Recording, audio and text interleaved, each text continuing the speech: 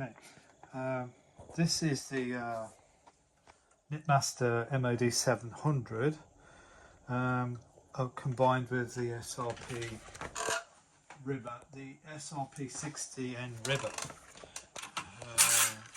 Right, first of all about the Knitmaster. This 900 model is quite, everything is on it, is built onto it. So you have the 24 hole punch card, patterning card, a built-in row counter, toolbox is built in, and you also have a knit radar. Now we've got some blank papers for the knit radar, but we haven't got the original pattern papers that came in that would have originally come with the machine. But this built-in punch card system has got some clever devices that they have built in to add to the carriage, and this is in ribbing mode at the moment. So I'll just show you that these magic cams would bolt onto here and the other side of the carriage, and then you put these point cams or magic cams into where you want your motif to appear. So you can actually do a single motif instead of the motif appearing all the way across your knitting. With these magic spot cams, you can they call them magic spot cams, they call them left and right point cams. So you can actually tell when the needles, these will magically pop the needles in and out of the patterning cam inside here. So you can effectively do a single motif in Fair Isle knit. So if you wanted to do like this teddy, this bear type design, you could just put a single one. However, what you can also do is by adding magic cams in the middle, you can turn off the magic cam and actually do two motifs split about your knitting as well. So that's quite a clever technique. I mean, it just gets there's a little bit more to it than that. We have to add these under the needles to keep I think it's to keep the yarn separated so it doesn't knit the contrast colour in with the main colour at the start and the end of the knitting. So what you will have to do though is like a technique I showed you with single point motif, is you have a spare piece of yarn. You can't do it, I'm showing you with the ribber fitting, but you would have your knitting in front of you, the ribber wouldn't be here, and you'd have to add the two pieces of yarn or a piece of yarn in there to wrap the contrast yarn around the wrap the main yarn with the contrast yarn spare needles, just so the pattern doesn't pull apart when we pull the remove the knitting from the bed. You will see like little gaps if you haven't bothered to wrap those needles in on your single point motif. Anyway, I didn't want to show you that because I've already done that in a different video. So what I'm interested in showing you is the ribber, casting on with a ribber and doing some basically a 1x1 rib. Okay, thanks. Okay, so what I'm going to do is cast on over 30 needles either side the zero. So the way I would do it is just looking at this 1x1 ribber setup, and this not only sets up the ribber, it also sets up your main carriage. Okay, so he's talking about the needles, every other needle from 30 to the left and 30 to the right of the center, and just clear that back because I've got too many and that won't be needed. And what I could do is just quickly run that over to make sure, and then what we're going to do then is move the 29 this side of the zero and 30 that side. If you notice, you can see from that pattern. So I just find the needle that's in the, and we've got those forward and those forward, but I need the end one past this one, so this one here, so I need this end one on. Those are back, and this one is just inside the first one. Okay, you got that? So now I'm just going to bring that over, make sure everything's good, and we've set up. Now it's set up for P5, so if you look over here, P means we're not in half pitch, we're full pitch, and we're on 5. And now we're going across the table just to check everything set correctly.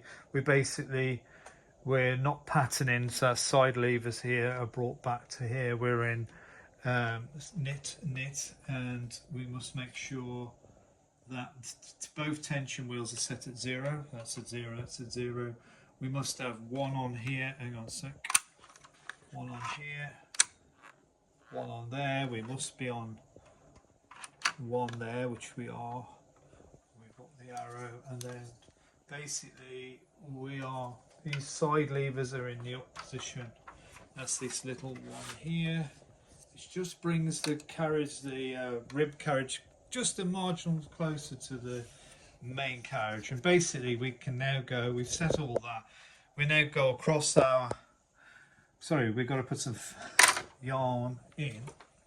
So the way you do this is, the best way I find it is drop it down the middle, hold it with my hand underneath. We're now going to pass it, can you go closer to watch this?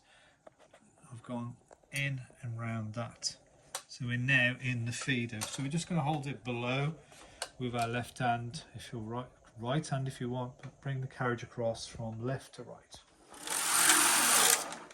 And you should see that around every needle. So now what I'm going to do is, it's telling me now on the next operation, well, this is operation number 3. So operation 2 was to bring the carriage over, operation 3 is to hang the comb on. Now this is the comb. This should pull in and out very nice, simply and easily, but what we have to do is hang the comb roughly in the middle. It could be a millimetre or 2 out, but what we need is a little bit of this out so I can grab it easier.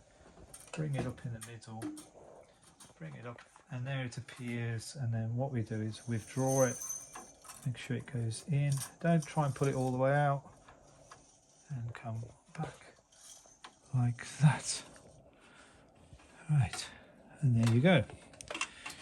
We need to hang the required number of weights, and if we've got less than 80 we can just use 2. And we hang the weight on the comb underneath and just find a hole, hook it in, find a hole, hook it in.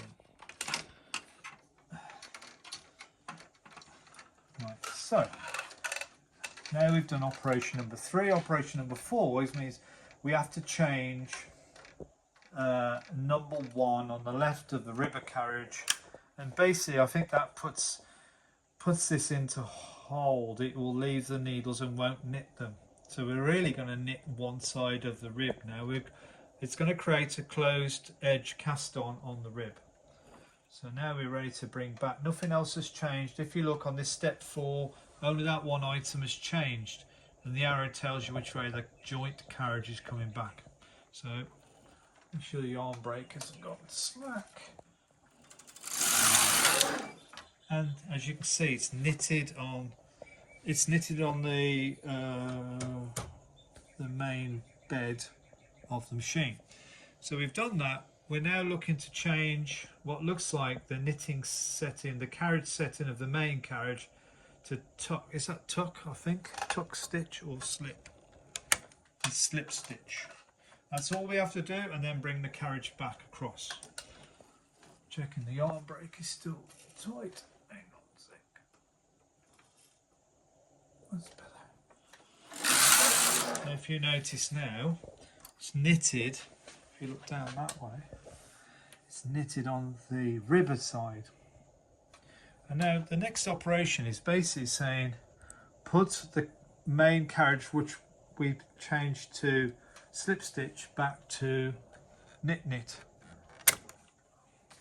And then it's saying take it across again. That's all we need to do. Checking the yarn break. Again, that's just knitted on the one side.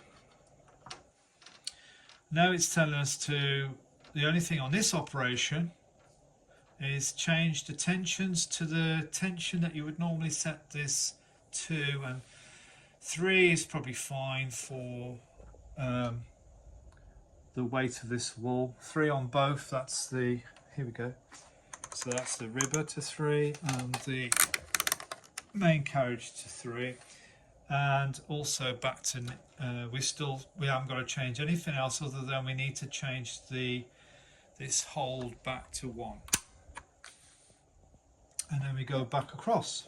Well, if you notice now, it's showing you an arrow in both directions, and I think that's telling us basically we have cast on and we can start our rib.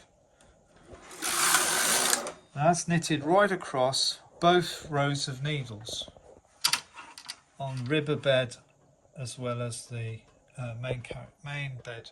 So now we can do some more.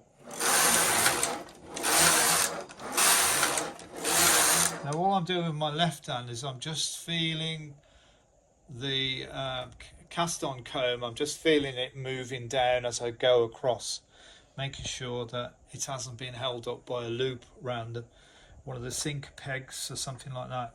Because if you've got a loop on that, it's going to hold it up, and then the weight is not properly, and you do need weights on these bars, on these cast on combs.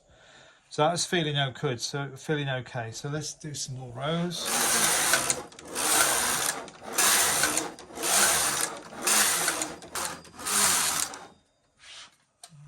Probably done about 40 rows.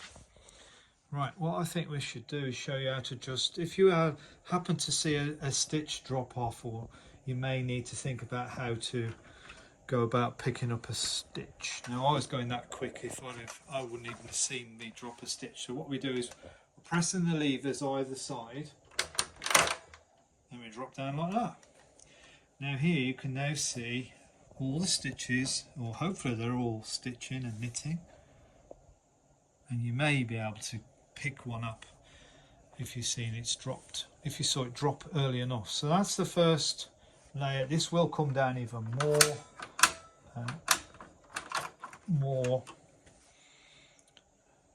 Okay, so now I'll show you how to take it off the machine. I'm not showing any techniques about increasing the amount of stitches you got in your rib and things like that. Now you have to be careful I haven't gone past the latch, sorry, not catch. Just make sure we're back on. Don't think we've dropped one, but we're going to flick it off now anyway, so I'll show you how to do. I'll just take the weights off because I don't want them dropping on your foot, on my foot either. So then we take this out. I just need to take the yarn out of the machine, over the back, out of the way. I think I haven't quite, just got some weight on it. So there's no yarn in the feeder. Close. No yarn in the feeder, that's closed. And voila. I think that's a little bit loose, to be honest. I think we'd play with the tension and improve that. All good.